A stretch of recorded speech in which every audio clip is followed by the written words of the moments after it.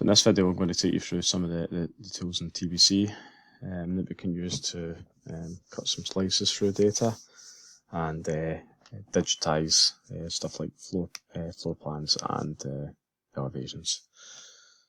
So in this model here, basically I have a basic house, two floors. At the moment I've created a region just with the house itself, just to cut out some of the data. And what I'm going to do is I'm going to just try and navigate around some of the views here.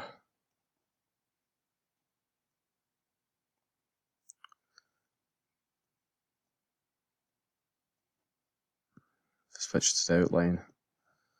I'm going to use the rectangle select, and for the first one I'm just going to cut a slice through the here, and then I'm going to create a region for the ground floor.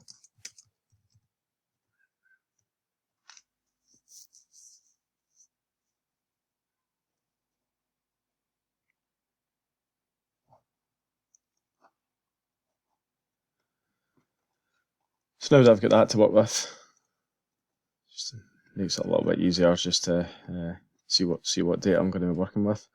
So I'm now going to create a plane to work with. So I can either go straight into cutting plane, or I can go into the plane manager. I've got various different ones I've created here. I can type in a new one.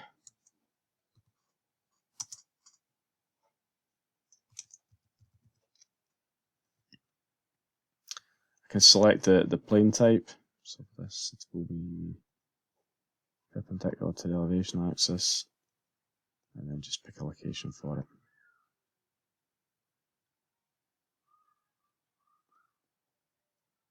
So I can set the location and position here if I've got a specific height I want to work with. Above the doors. And then I can select view. You also have the option to create subplanes. If you want to create them, you can do that along a path. For instance, a chainage line at start chainage, end chainage in different intervals, or you can just get it to automatically generate it at set intervals through it. So if I close that down and I go into my cutting plane view,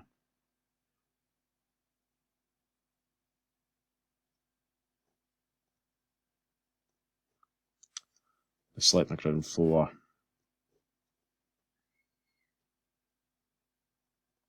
See here now, I now have a slice through my data on that plane that we created. Turn off some of this other data so I don't need to see it. So I've picked a 1 meter slice here, but I can reset and change that, say for half a meter. I also have the toggle here where I can start to move up and down through my slice, just so I can get the data I require.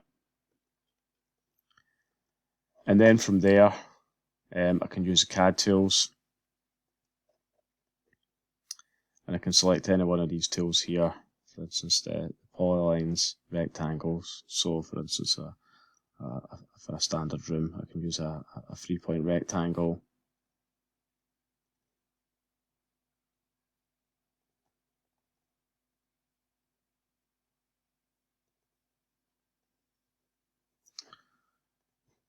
Or I can use the polyline command.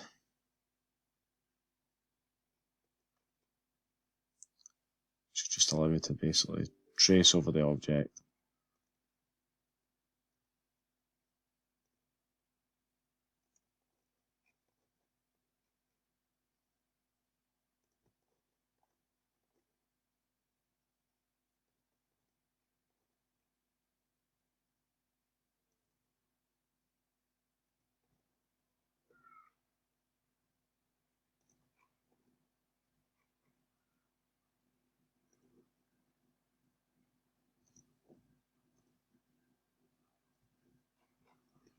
Close that off.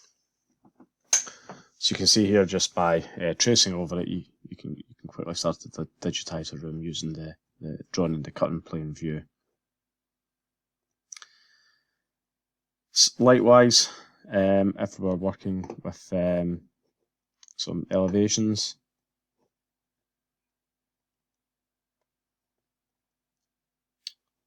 do the same idea. So for instance, if it's this front elevation here, again, under the point cloud tab, I can go into the plane manager,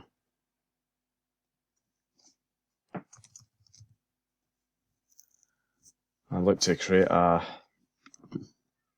new plane.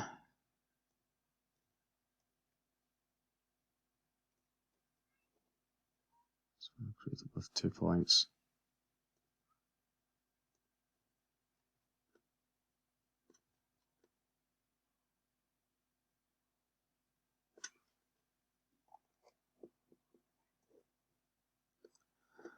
This is where sometimes it can be an idea just to use things like limit box, just to make sure you're able to only select the data you want to select, i.e. basically the front face of this building here, and nothing behind it.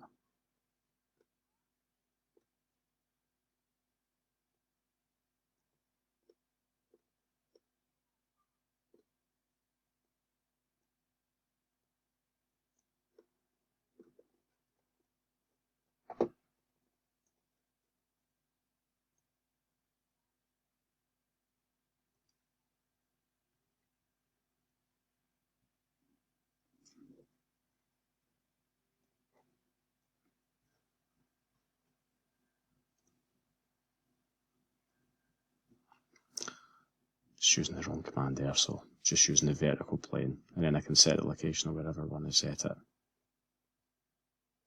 just for the origin. Close that down.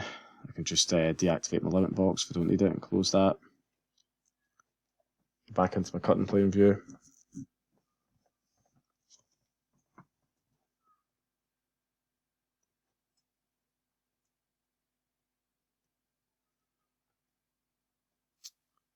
Basically now I've got my elevation of the building. So I can move back and forward, so I can start to draw and then move back and forward. It just depends on the depth. Usually you're not too interested in depth because you're not going to be drawing anything behind it, so I can make it, just to make sure I catch all the front of the building, I can make it as deep as I require. It's basically we're just tracing on top of the plane that we created. Now with things like elevations, it's a little bit easier. Usually, buildings should be fairly plumb. So in this instance, it can be a little bit easier just to use tools like the ortho snap command. So if you use ortho snap on and under polyline,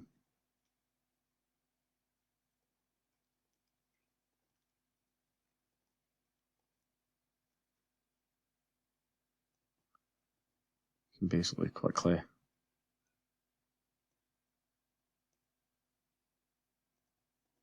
start drawing more lines.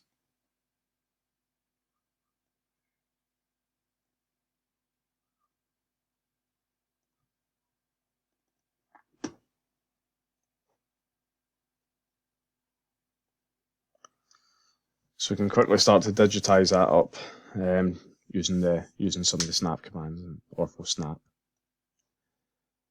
Likewise, for Windows, you can start to use a 2 corners in a rectangle.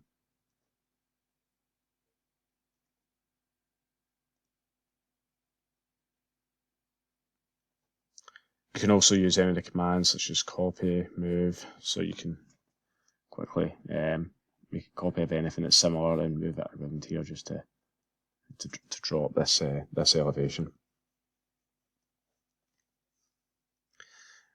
What you can also do is, if you'd like to maybe do the drawing in CAD,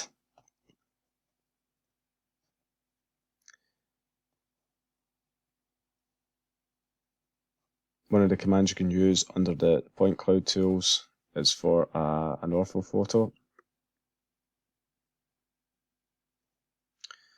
So with the ortho photo, it's going to ask you how you want to view your data, so whether it's by true color, color coded intensity. Say true color, you can give your photo a name, the plane that you're going to use. So basically what it's going to do is it's going to project the 3D point cloud onto a 2D plane to create the image, and then you're basically just going to give it a rectangle just around what you would like to see in the image. And then you can tell it the pixel size. So obviously, depending on the size of the image and the amount of points, your pixel size is going to generate a fairly large file. So for instance, for this one, we'll just leave it at 3mm. If I hit store,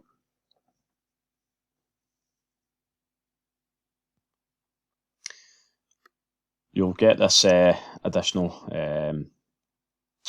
view under the filter manager here for georeferenced image. So if I turn that on and off, you'll see here that we have the georeferenced image of the true colour. You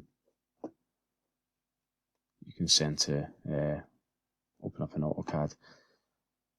It will store that within the folder that accompanies your TBC project, just as a TIFF file.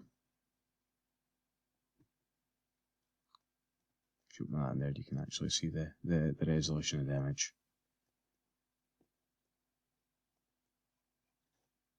It also gives you additional text information just for placement of the object if you're going to have to place it in AutoCAD.